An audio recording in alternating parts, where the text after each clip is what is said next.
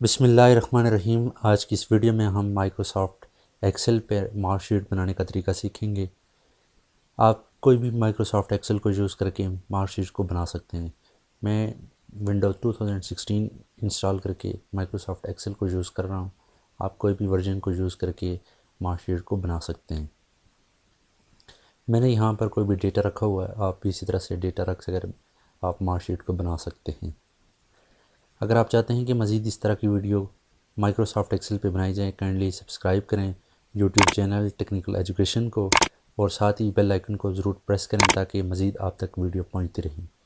सबसे पहले मैंने सीरियल नंबर लिखा, उसके बाद नेम लिखा, उसके बाद मैंने सब्जेक्ट लिखे।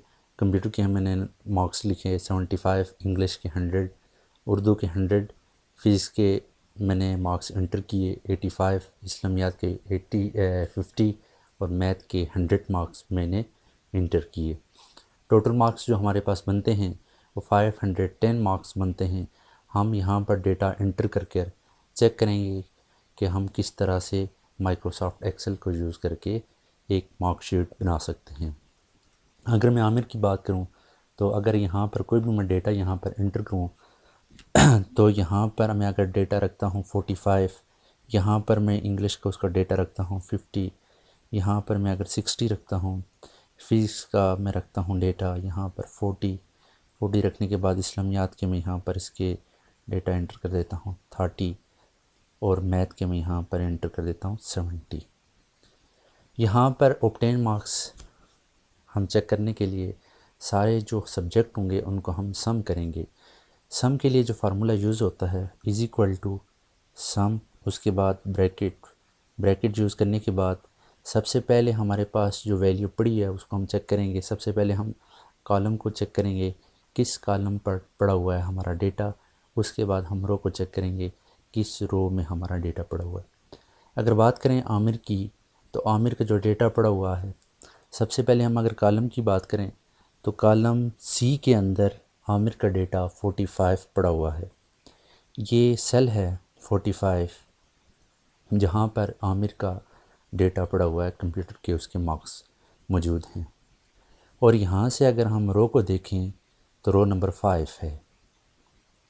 हम यहाँ पर लिखेंगे C5।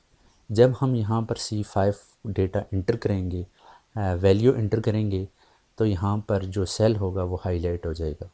उसके बाद अगर हम रेंज को यूज़ करें तब भी हम रेंज को यूज़ कर सकते हैं।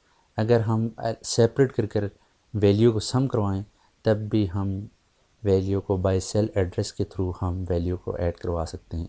हमारे पास जो आसान तरीका है बाय रेंज, एक ही वैल्यू को हमने जस्ट फर्स्ट वैल्यू को हम लिखेंगे, उसके बाद लास्ट वैल्यू को हम लिखेंगे, और हमारी जो उसके अंदर जो भी वैल्यूज़ होंगी वो सम हो जाएंगी।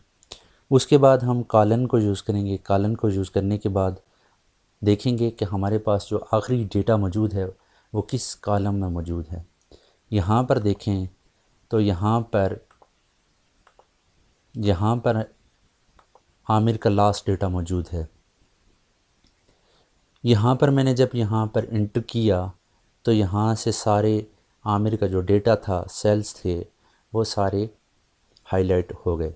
उसके बाद मैं ब्रैकेट को बंद करूँगा, बंद करने के बाद इंटर करूँगा तो ये उसके टोटल ऑब्टेन मार्क आ गए। अगर इसी तरह से हम आमिर के अगर हम एवरेज मार्क्स निकालें तो हम एवरेज मार्क्स को भी फाइंड आउट कर सकते हैं। उसके लिए हम फार्मूला यूज़ करेंगे इज़ इक्वल टू एवरेज, फिर ब्रैकेट, हमारे पास ऑब्टेन मार्क्स 295 मार्क्स हैं, उसको हमने सेलेक्ट किया। सेलेक्ट करने के बाद हम डिवाइड करेंगे टोटल मार्क्स के साथ। टोटल मार्क्स हमारे पास हैं 510। इसको हम जस्ट हाईलाइट करेंगे। हाईलाइट करने के बाद दोबारा से हम इस ब्रैकेट को बंद करेंगे और मल्टीप्लाई करेंगे हम 100 के साथ। मल्टीप्लाई करेंगे हम 100 के साथ।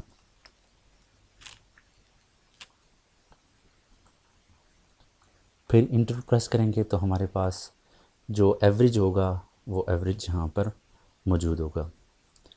अगर हम यहाँ पर एस्लम का डेटा अगर इंटर करें तो यहाँ पर मैं अगर इसका डेटा इंटर करता हूँ 40 ऐड करने के बाद मैं यहाँ पर 50 रखता हूँ और फिर मैं इसका डेटा मैं यहाँ पर इंटर करवा देता हूँ 40। और फिज़िक्स के एसलम के मैं अगर मार्क्स इंटर करवा दूँ फिर 40, फिर यहाँ पर इस्लामियात के मैं रख दूँ 45 और मैथ के मैं रख दूँ यहाँ पर 90 मार्क्स। यहाँ से हम अगर टोटल मार्क्स को मैंने यहाँ से सबके लिए सेम रखने हों तो यहाँ पर जब हम कर्सर को लाएंगे तो एक प्लस का साइन शो हो जाएगा। उसको ड्रैग करके नीचे लाएं तो 510 जो है वो सब पर सेम वैल्यू ले लेगा। इसी तरह से हम जब ऑब्टेन मार्क्स पर हम यहाँ पर कर्सर ले आएंगे और कर्सर जब लाएंगे तो हमारे पास प्लस का आइकन शो होगा।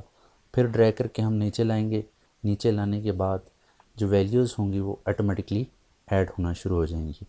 इसी तरह से हमने जब एवरेज का फार्मूला लगाया फिर हम ड्रैग करके नीचे लाएंगे, नीचे लाने के बाद जो फार्मूला होगा वो यहाँ पर शो होना शुरू हो जाएगा। हमारे पास दो वैल्यूज़ थी, एक आमिर का डेटा था, एक असलम का डेटा था। हमने दोनों को चेक किया और उनका ऑब्टेन मार्क्स भी हासिल कर दिए और एवरेज मार्क्स भी हासिल कर दिए। अगर हम चाहते हैं कि इनका स्टेटस चेक किया जाए कि अगर वो 45 से बिलो हैं तो उसका स्टेटस फेल हो जाए, अगर वो 45 से अबव हैं तो उनका स्टेटस पास होना चाहिए। उसके लिए मैं इफ़ फार्मूला को यूज़ करूँगा, इज़ इक्वल टू इफ़ फिर ब्रैकेट। यहाँ पर हम चेक करेंगे एवरेज के लिहाज से, अगर एवरेज 45 से अबव है तो हमारे पास जो स्टेटस होना चाहिए वो पास होना चाहिए। अगर 45 से बिलो है तो उसका जो स्टेटस होगा वो फेल हो जाएगा। यहाँ से हम एवरेज को सिलेक्ट करेंगे, सिलेक्ट करने के बाद हम यहाँ पर कंडीशन चेक करेंगे ग्रेटर देन इक्वल टू 45, उसके बाद कामा यूज़ करेंगे, फिर कोट्स के अंदर लिखेंगे, कोट्स के अंदर लिखेंगे पास, फिर कोट्स को बंद करेंगे, बंद करने के बाद फिर कामा यूज़ करेंगे, फिर हम यहाँ पर कोट्स को शुरू करेंगे, फिर यहाँ पर फेल और फिर कोट्स बंद, फिर ब्रैकेट बंद। फिर